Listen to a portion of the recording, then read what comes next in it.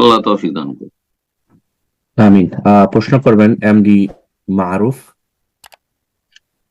আপনি প্রশ্ন করুন। আসসালামু আলাইকুম শাইখ।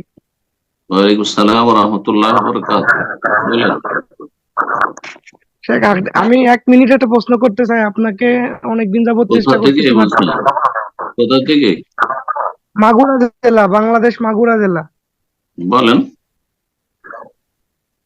শাইখ, আমি আমার নানা নানির কাছে মানুষ হয়েছি ছোটটা। এখন আমার নানা মনে করেন অবৈধ একটা ব্যবসা করে, হ্যাঁ। হুম। এখন আমি এখানে বোর হয়েছি তাদের থেকে। আব্বু আম্মু আমার কাছে থাকে না, তারা থাকে গোপালগঞ্জ জেলা, অন্য জেলায়।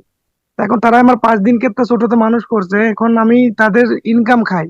এটা কি আমার জন্য হালাল হবে? আমি এখন স্টুডেন্ট, দ্বাদশ শ্রেণীতে পড়ি, আমি ইনকাম করি না। আপনার জন্য হালাল এখন। হম। যেহেতু আপনি এখন স্বাবলম্বী না, আপনার কোনো ইনকাম সোর্স নেই, আর প্রতিপালন করছে নানা নানি, অসুবিধা জায়েজ আছে। আপনার জন্য খরচ খরচা তাদের থেকে নেওয়া জায়েজ। নবী সাল্লাল্লাহু আলাইহি সাল্লামের প্রতিপালন করেছেন তার দাদা আব্দুল মুত্তালিব।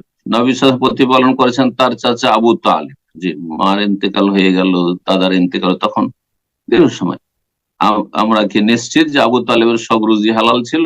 হ্যাঁ, না, এমন কোন শর্ত নবী সাল্লাল্লাহু আলাইহি ওয়াসাল্লাম তো এইসব করেননি। এইরকম বহু ঘটনা রয়েছে সাহাবায়ে কেরামদের। সুতরাং শরীয়তের মাসলা, যারা কোনো ব্যক্তির অধীনে, মানে কারো ওপর আপনার অথবা কোনো একজন মেয়ের আহ স্ত্রী হিসাবে স্বামীর ওপর ভরণ পোষণ ফরজ রয়েছে, আর স্বামী হারাম খাচ্ছে, সুদ ঘুষ বেইমানি করছে, শুধু উপদেশ দেবে তাদেরকে যে আমাদেরকে হালাল খাওয়ান এবং হালাল উপার্জন করেন, কিন্তু তার কাছ থেকে তারা ভরণ পোষণ প্রয়োজনে নিতে পারবে, যদিও সেটা হারাম, তাদের জন্য হারাম। যারা উপার্জন করছে হারাম, তাদের জন্য হারাম, কিন্তু তাদের অধীনে যারা আছে, ছেলে মেয়ে স্ত্রী অথবা যেমন নাতি, তার জন্য হারাম বা তাদের জন্য হারাম নয়।